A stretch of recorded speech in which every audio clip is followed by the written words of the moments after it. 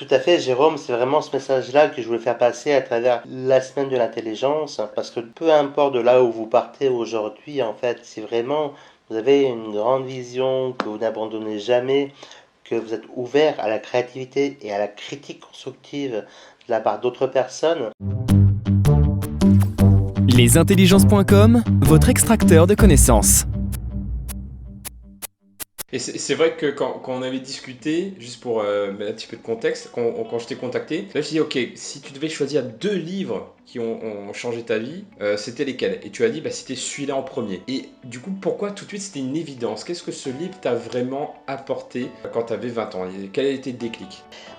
En fait, le déclic, c'était qu'il y avait plusieurs choses.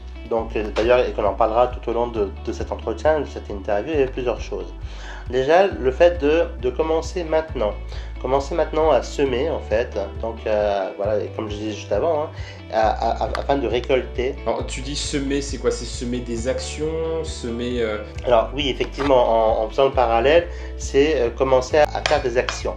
Alors, la première action que l'on peut commencer à faire, c'est à lire des livres. Tout simplement, c'est déjà une action.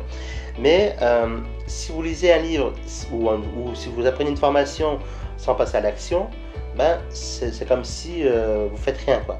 Donc il faut semer et faire des actions. Mais c'est au contraire, en faisant des actions qui peuvent vous paraître difficiles aujourd'hui, comme par exemple aller parler à un inconnu, comme par exemple faire une nouvelle page de vente, comme par exemple écrire votre livre, comme par exemple faire une nouvelle formation, comme par exemple aller voir un nouveau client. Enfin, il y a plein de choses qui peuvent vous paraître difficiles aujourd'hui, et c'est peut-être difficile sur l'instant T, mais en le faisant, en dépassant votre peur, vos craintes, donc ça vous mènera vers une vie plus facile. Donc pour moi, ça me parle totalement. C'est vaut mieux commencer par faire des petites choses difficiles et augmenter en difficulté.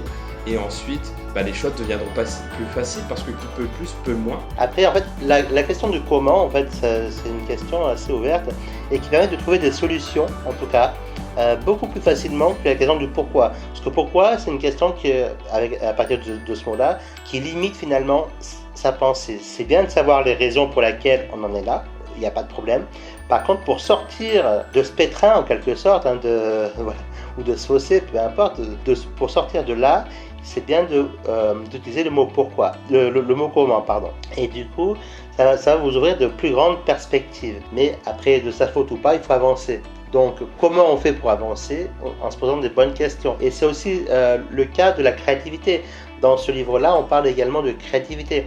Donc, et de pas seulement trouver qu'une seule solution, mais d'en trouver plusieurs. Et du coup, ça m'a appris à ne jamais lâcher parce qu'effectivement, je me disais à chaque fois, écoute, ok, aujourd'hui c'est comme ça, je suis en train de semer pour avoir un avenir meilleur. Ce sont des choses que je me dis personnellement, que je partage avec vous en toute confidentialité. Et donc, ça m'a appris à ne jamais lâcher et à trouver plusieurs plans, à trouver un plan A, un plan B, un plan C, puis même... Puis je suis tellement prévoyant que je trouve même des plans jusqu'à Z. Je vais pas dire jusqu'à Z, mais j'en trouve toujours plusieurs. Donc je suis toujours plusieurs. Et du coup, en fait, grâce à cet état d'esprit que j'ai réussi à cultiver ces 15 dernières années. Inscrivez-vous maintenant pour profiter de 4 jours offerts à notre plateforme.